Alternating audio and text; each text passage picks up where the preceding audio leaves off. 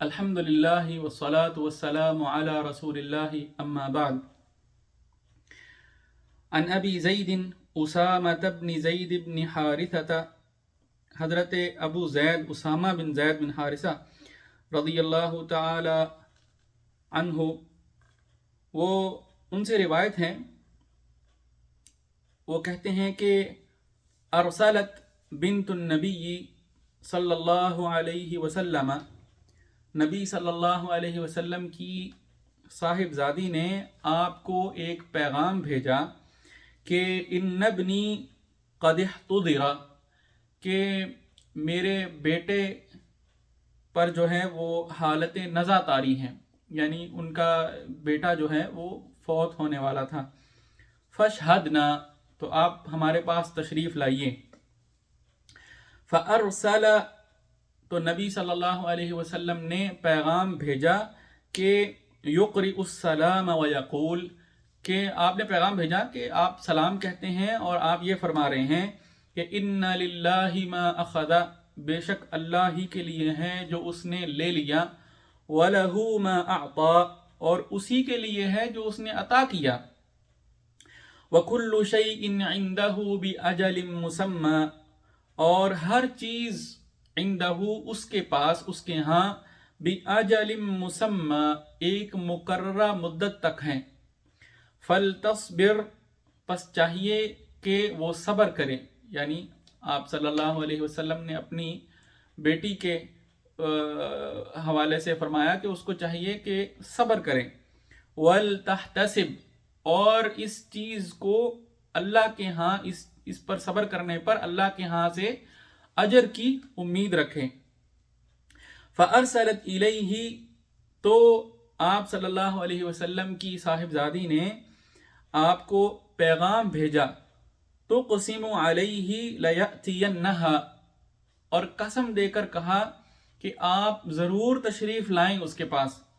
فقام، تو نبی صلی اللہ علیہ وسلم اٹھ کھڑے ہوئے.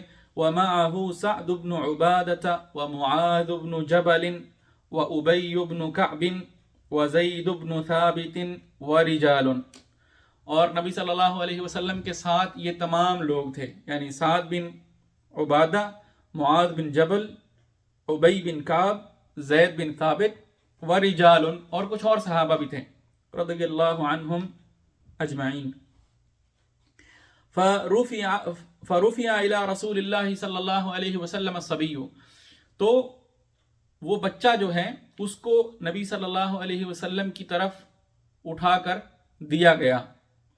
فَأَقْعَدَهُ فِي حِجْرِهِ، نبی صلی اللہ علیہ وسلم نے اس بچے کو اپنی گود میں بٹھا لیا.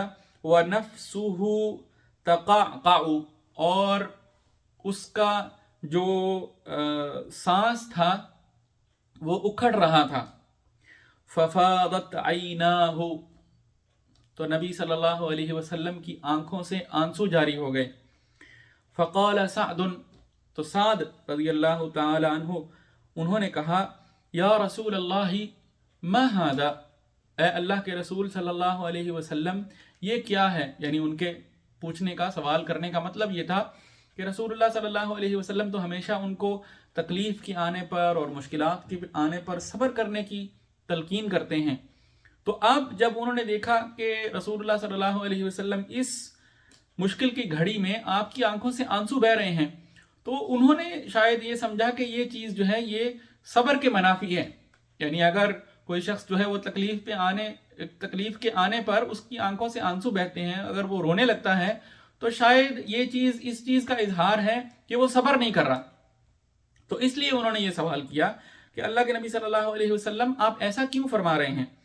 تو آپ صلی اللہ علیہ وسلم نے فرمایا هذه رحمت، یہ تو رحمت ہے، جعلها اللہ تعالی فی قلوب عبادہ، جس کو اللہ تعالی نے اپنے بندوں کے دلوں میں رکھا ہے.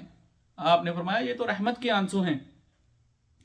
وفی روایت، یعنی اس بات سے یہ ہمیں معلوم ہوتا ہے کہ اگر کسی شخص پر کوئی مشکل حالات، کوئی تکلیف، کوئی غم، کوئی مصیبت آتی ہے اور اس مشکل وقت کی شدت کی وجہ سے اگر کوئی شخص رو لیتا ہے یا اس کی آنکھوں سے آنسو بھی جاری ہو جاتے ہیں، تو یہ صبر کے منافی نہیں ہے، یہ چیز صبر کے منافی نہیں ہے۔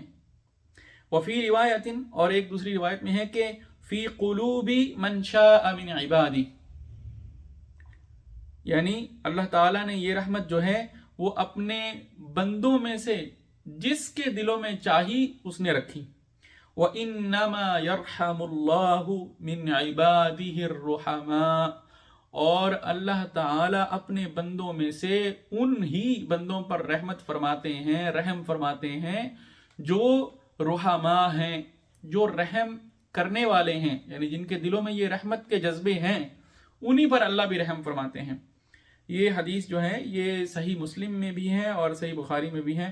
اور آگے امام نووی رحمہ اللہ وہ جو ایک لفظ اوپر آیا تھا کہ وَنَفْسُهُ تَقَعْقَعُ، اور اس بچے کا سانس جو ہے وہ اکھڑ رہا تھا، اس کی وضاحت کرتے ہوئے تقاقع لفظ کی وضاحت کرتے ہوئے فرما رہے ہیں کہ تتحرک وتضطرب، کہ وہ بہت زیادہ جو ہے وہ حرکت کر رہا تھا اور بے چین تھا۔